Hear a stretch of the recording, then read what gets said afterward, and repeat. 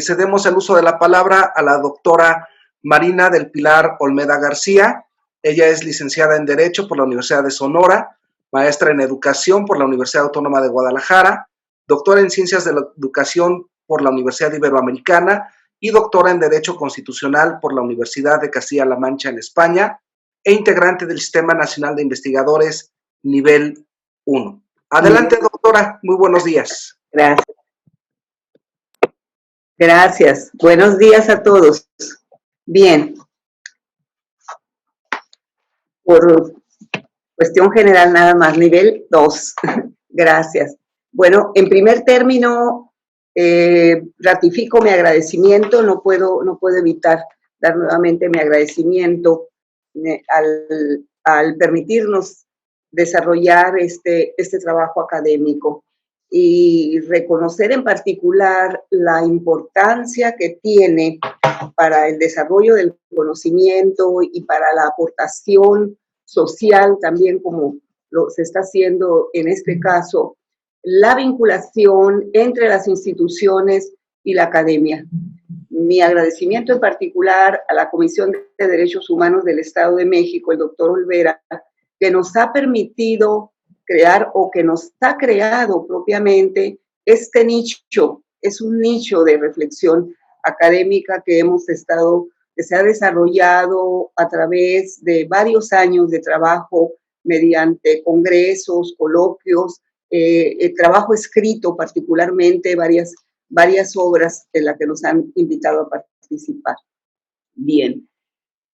En esta materia de trabajo y las implicaciones que representa, los desafíos que representa para el derecho al trabajo, el impacto, y como bien le asignamos a nuestro encuentro, ¿verdad?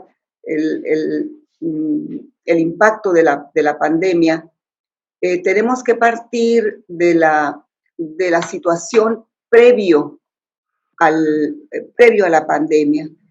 Hay que reconocer las limitaciones y la precariedad en muchos casos del mundo del trabajo en América Latina y en el caso de México. No obstante, el reconocimiento que tenemos en nuestro derecho, en nuestro orden jurídico, de haber sido México, haber tenido su primera constitución en el siglo XIX que incorporó los derechos sociales en nuestra magna constitución de 1917, y no obstante los avances también de una legislación laboral, de una legislación social bastante rica, bastante compleja, completa en principios y en el desarrollo normativo en defensa de los derechos sociales, la realidad todavía deja mucho que desear. La realidad nos obliga a seguir avanzando, insistiendo en lograr un equilibrio entre ese mundo de las ideas y del conocimiento y de la norma con la situación que se vive en los centros de trabajo y que se vive en los hogares como consecuencia de esto. Y situaciones de crisis ponen, ¿verdad? Sacuden, ponen de relieve la importancia, la necesidad de avanzar en esto.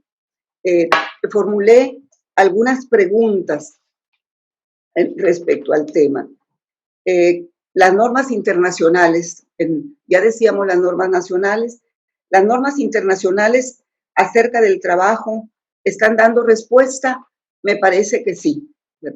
Ya nos decía la doctora Alejandra Flores, ¿verdad? La Organización Internacional del Trabajo se crea desde 1919 como resultado de las reuniones en París, después en Versalles, en el que se declara la justicia social es esencial para alcanzar una paz universal permanente.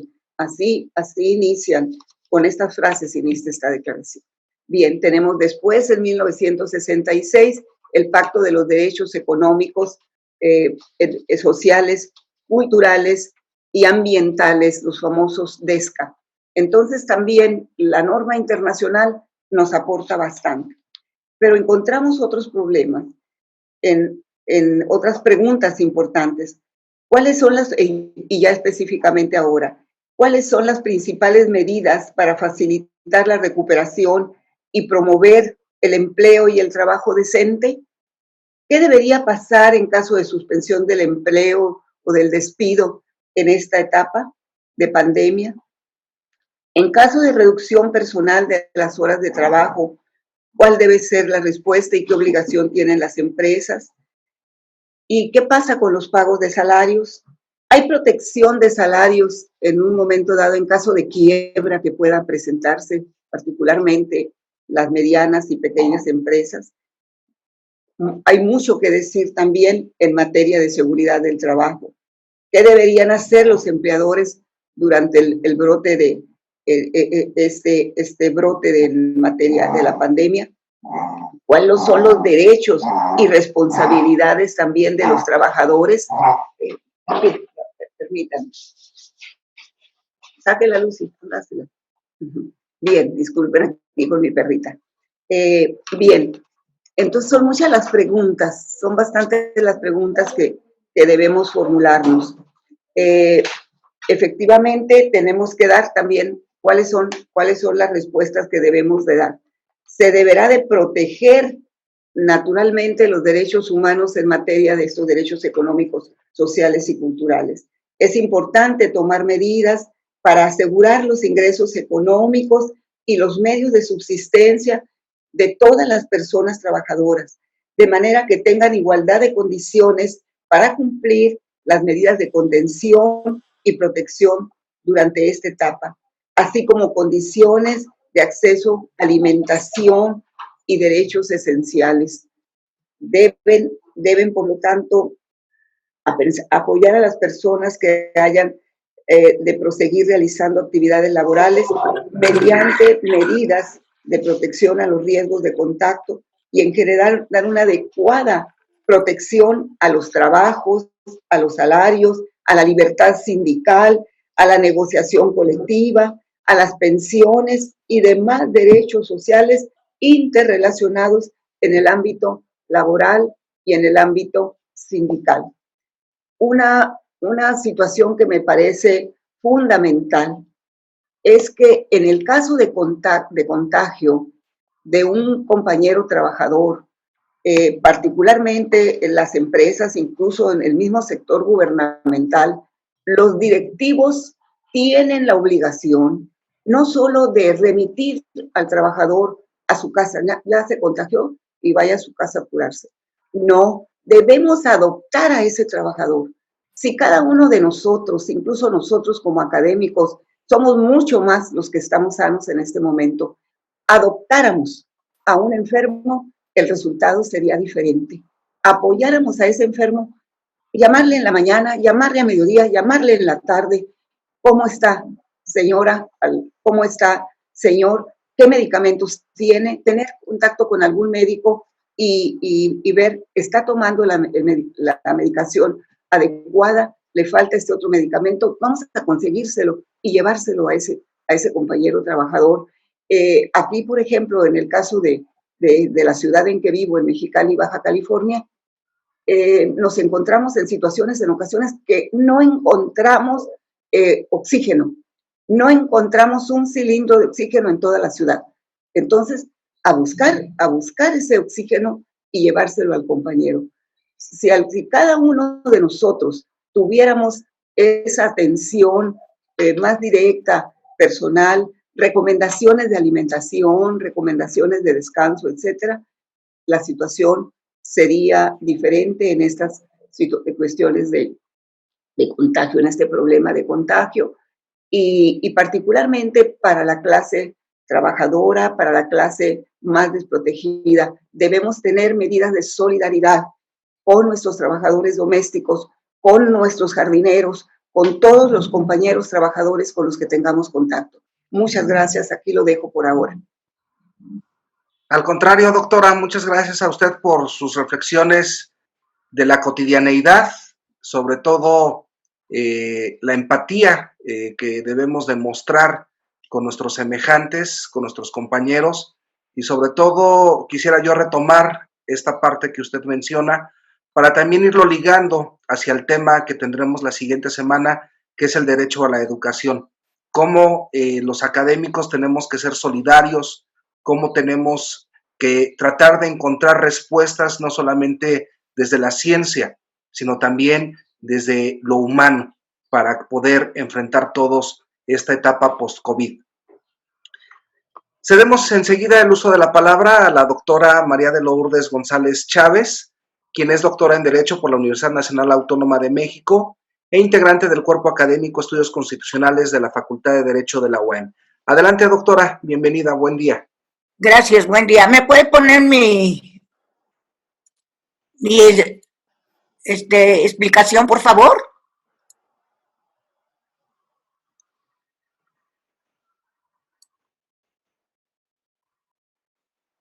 Ya.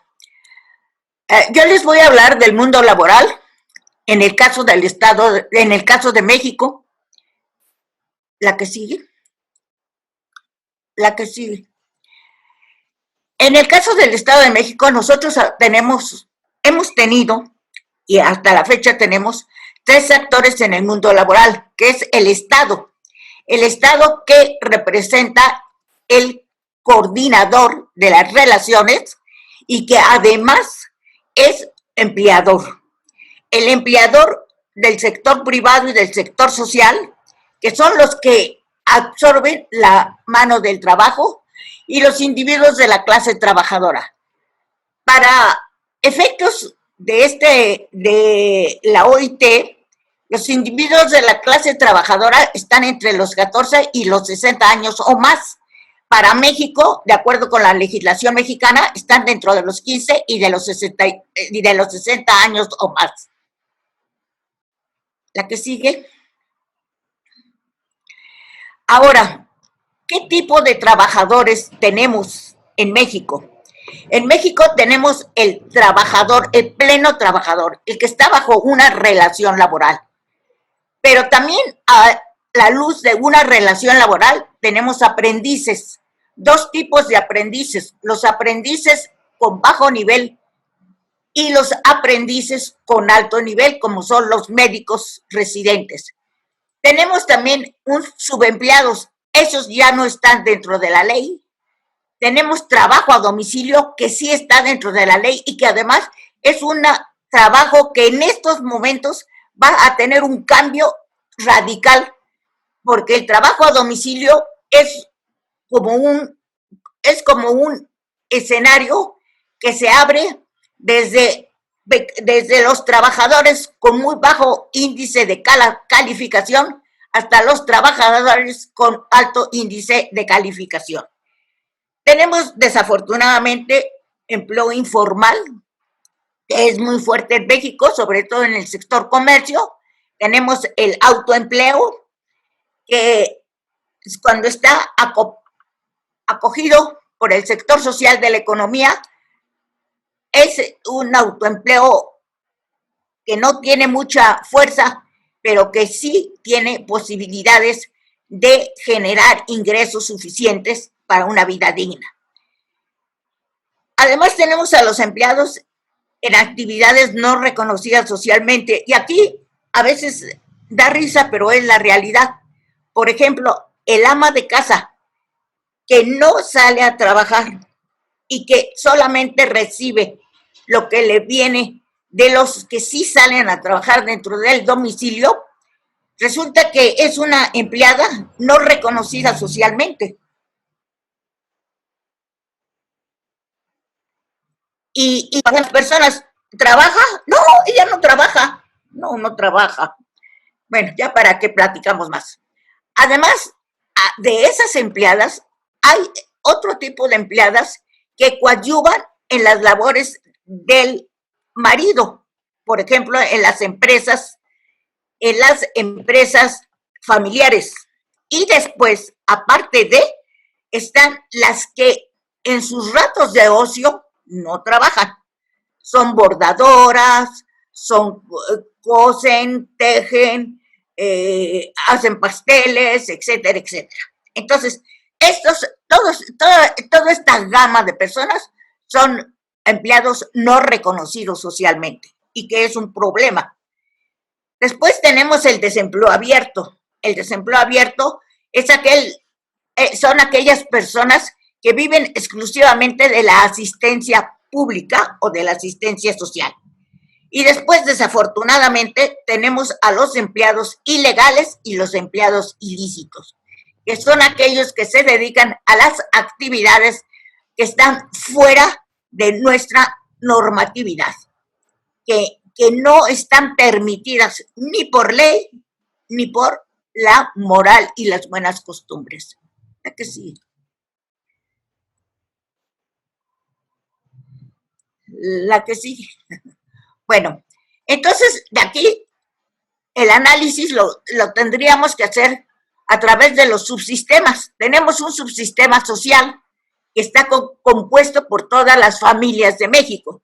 Tenemos un subsistema productivo que está compuesto por todas las unidades de producción, un subsistema de comercio, que es el que está compuesto por todas las unidades del comercio, y un subsistema gubernamental.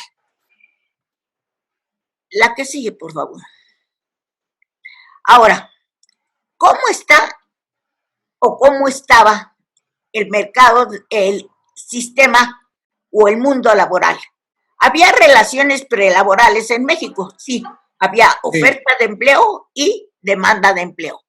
También hay sistemas de vinculación que todavía existen porque son gubernamentales, que es el sistema de colocación, el sistema de formación de autoempleo y el sistema de capacitación. El autoempleo que puede ser individual o que puede ser colectivo. Después tenemos el sistema de relaciones laborales, que era el que sostenía a todo el mundo del trabajo, trabajadores ocupados y unidades de producción. Después teníamos a los sistemas de vinculación. Cuando el trabajador sale del mercado de trabajo, hay varios sistemas de vinculación. Si es por conflicto, bueno, hay sistemas de la administración pública, y si es fuera de conflicto, bueno, hay sistemas de seguridad social que deberían de estar ahorita trabajando fuertemente, y hay sistemas de contingencia. Después tenemos un sistema de vinculación, que es aquel que nos permite a todos los trabajadores que en un momento dado están todavía en edad de trabajar y con necesidad de trabajar y que no tienen las capacidades para poder accesar a un empleo, y se llama el sistema de reconversión. Este sistema de reconversión en estos precisos momentos, es un sistema que va a tener que hacer un gran esfuerzo, dadas las condiciones que ya se viene viendo en la transformación del mundo del trabajo. El mundo del trabajo, el que sigue. El mundo del trabajo, el mundo del trabajo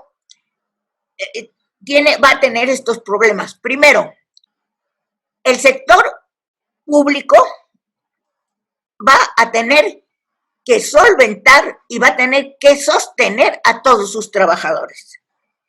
El sector primario va a tener que retomar actividades de bajo nivel de productividad y de bajo nivel de calificación. Entonces, el sector primario tiene que tener esos problemas, Después, el sector secundario va a tener que cambiar, es el que más mal le va a ir, porque va a tener que cambiar de líneas de producción a producción parcializada. Y aquí tenemos lo que se llama, en Europa le llaman teletrabajo, y aquí tenemos trabajo a domicilio, se le llama trabajo a domicilio. Entonces, este trabajo a domicilio también tiene una gran gama entre los que no están calificados hasta los que están calificados. Tenemos trabajo a domicilio que hacen maquila, y tenemos trabajo a domicilio que ahorita están haciendo la producción para las nuevas generaciones. Entonces, ante esta relación, nosotros tenemos trabajo a domicilio que es muy diferente. Entonces, a un teletrabajo a una maquiladora de casa. Los tapetes de casa que hacen aquí cerca que hacen aquí en el Estado de México, que son los tapetes de Temuaya. Entonces, ¿cuál es la diferencia entre los tapetes de Temuaya y el que está ya manejando la filosofía de la informática a través desde su casa? Pues la diferencia es muy alta. Entonces, aquí vamos a tener un fuerte problema. Y después el sector del comercio. El sector de comercio antes era un sector que también tiene una gran gama de posibilidades, pero en este momento el sector de comercio está también bien, pero bien coartado. ¿Por qué? Porque los trabajadores que salían a vender ya no pueden salir a vender. Entonces, estos trabajadores van a tener que reconvertir su sistema de ventas. Los que están vendiendo productos y sobre todo productos extranjeros, la reconversión ya se está haciendo desde que antes de que empezara el coronavirus aquí en América, la reconversión ya se estaba haciendo.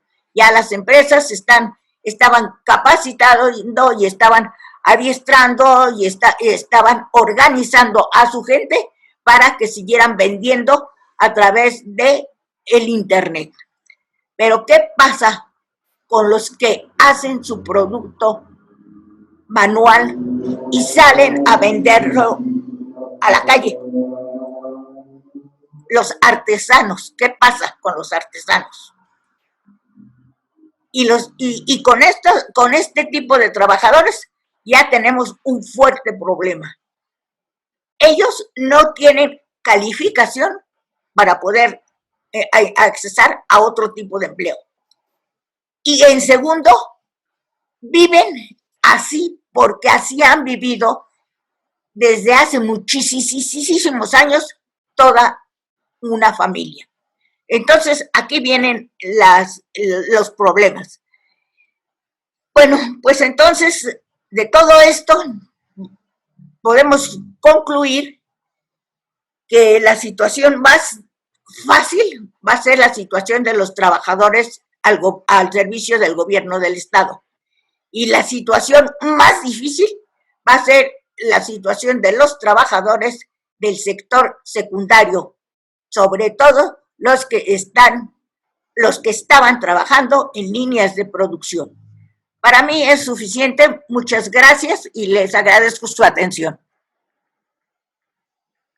Al contrario, doctora, muchas gracias a usted por tan relevante y sobre todo permítanme todos la palabra, tan flamígera intervención que ha colocado usted sobre esta mesa de análisis, sobre este seminario, en donde inclusive yo le quiero anticipar, doctora, ya existen algunas preguntas de parte de nuestros participantes respecto al tema que usted ha presentado, no sin antes también agradecerle la manera esquemática que nos ha obsequiado para poder entender desde un punto de vista muy didáctico cómo tenemos que enfrentar, o mejor dicho, cómo es que el gobierno debe de enfrentar la reconversión del trabajo, puesto que no solamente quienes tenemos una profesión, afortunadamente,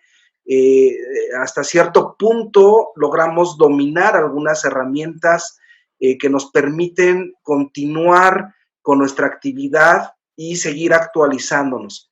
Y las preguntas que formulan nuestros participantes van en el sentido de cómo el Estado social debe de proteger a los trabajadores informales que hoy día han tenido que confinarse y que indudablemente carecen de los derechos conexos del derecho al trabajo. Y en este sentido hay una serie de participaciones muy acuciosas, las cuales también agradecemos, que tocan el punto que usted puso de relieve, que es el de los trabajadores tradicionales o de la cultura tradicional, como son quienes elaboran artesanías, quienes elaboran tapetes, quienes elaboran cualquier tipo de producto con sus manos. Sí nos gustaría que si pudiera usted ahondar en su segunda participación, se lo agradecerán a nuestros participantes y nosotros, así como otras preguntas que ya también usted dejó asentada cierta respuesta sobre cómo los sectores primario, secundario y terciario tendrían que estar en esta era post-COVID trabajando para hacer la reconversión y la reactivación económica. Muchas gracias, doctora. Cedemos enseguida el uso de la palabra al doctor Ramiro Contreras Acevedo, quien es profesor investigador de la Universidad de Guadalajara. Él se encuentra adscrito al Centro Universitario de Ciencias Sociales y Humanidades, es integrante del Cuerpo Académico Epistemología y Axiología e integrante del Sistema Nacional de Investigadores Nivel 1. Adelante, doctor Contreras, bienvenido. Gracias,